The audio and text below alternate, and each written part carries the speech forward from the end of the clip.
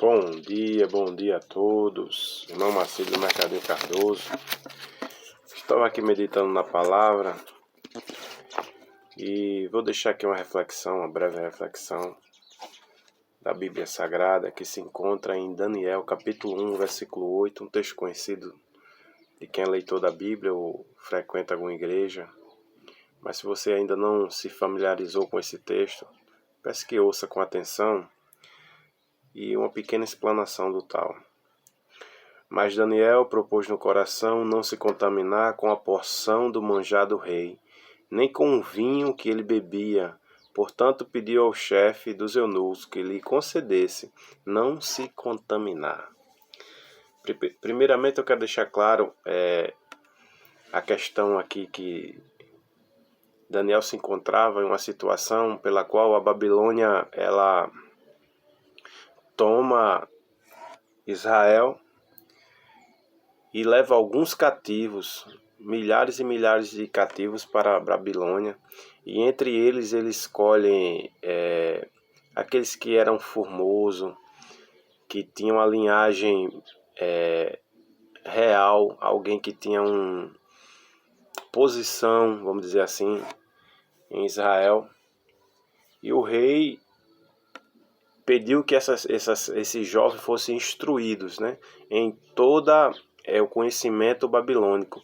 E Daniel foi um dos tais que estava sendo instruído, mas ao chegar lá ele se deparou com algo que não era o costume dele, irmãos.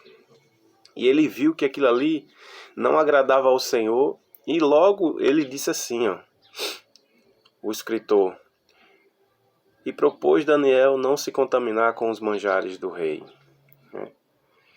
E a situação que Daniel se encontrava, irmão, ele tinha deixado família, casa, né? Templo, onde ele adorava o seu Deus naquele tempo.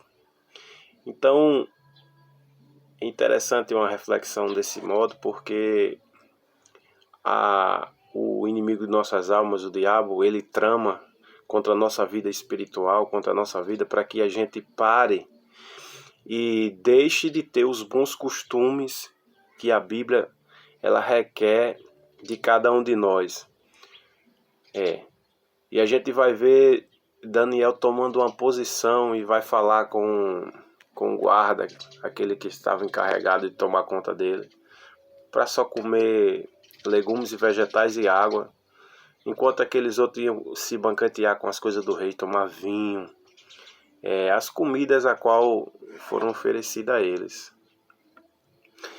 E é assim na nossa vida, irmãos. A gente passa por algumas dificuldades, se encontramos em posição que você vai estar em confronto a sua fé com as coisas deste mundo. E o diabo a todo momento parece até que ele está vencendo e a situação está fora do seu controle. É nada mais, nada menos Deus permitindo para que através da sua vida o nome dele possa ser glorificado.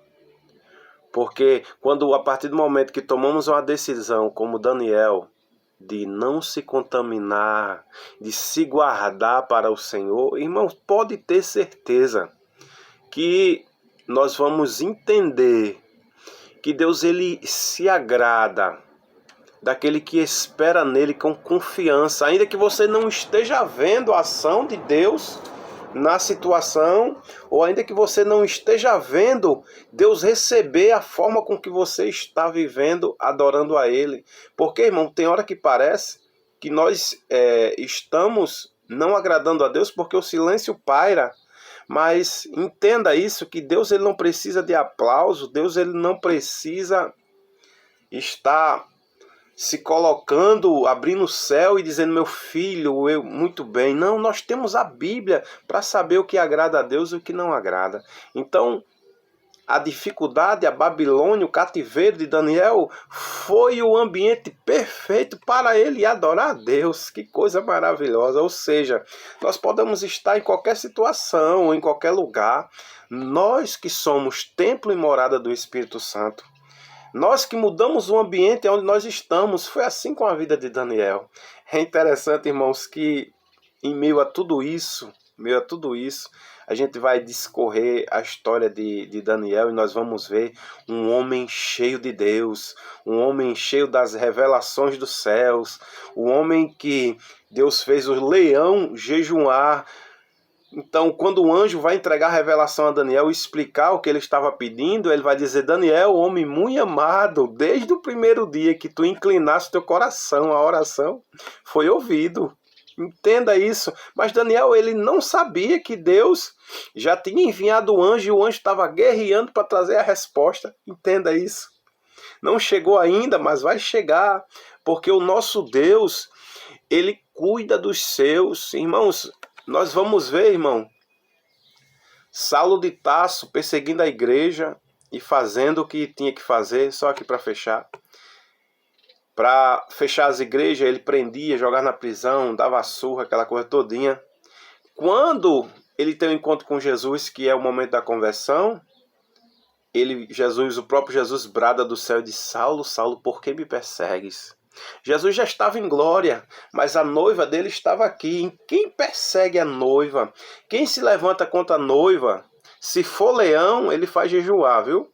E se for perseguidor, ou se converte, ou tem um fim trágico.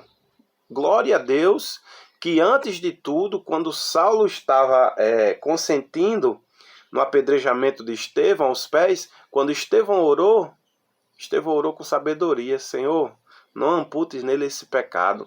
Em seguida, no capítulo 9, a gente vai ver essa história de Saulo se convertendo. É por isso, irmãos, que a gente não vai ver Daniel amaldiçoando o rei Nabucodonosor, não. Os babilônicos, não. Ele mostrou o que estava nele. Eles viram: Daniel, vejo que tu tens o espírito de excelência. Entenda, irmãos, que o que está dentro de você é o que faz a diferença no ambiente, no local, nas suas atitudes.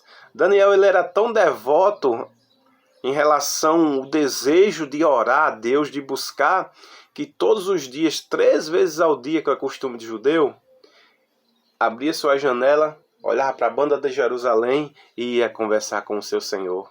A partir do momento que veio o decreto que Daniel, ninguém daquele reino poderia consultar ou adorar outros deuses, que ia ser posto na cova do leão, Daniel preferiu ir conversar com o seu Senhor, ir para a cova dos leões, mas deixar de orar jamais. Essa é uma forma de dizer: Senhor, tu tens a primazia em minha vida. Que possamos ter essa fé de Daniel, que possamos ter uma visão de que o ambiente a qual nós estamos, ele pode ser mudado através da minha e da tua fé, para que possamos viver uma vida de agrado ao Senhor. Tenha um bom dia, na paz do Senhor Jesus.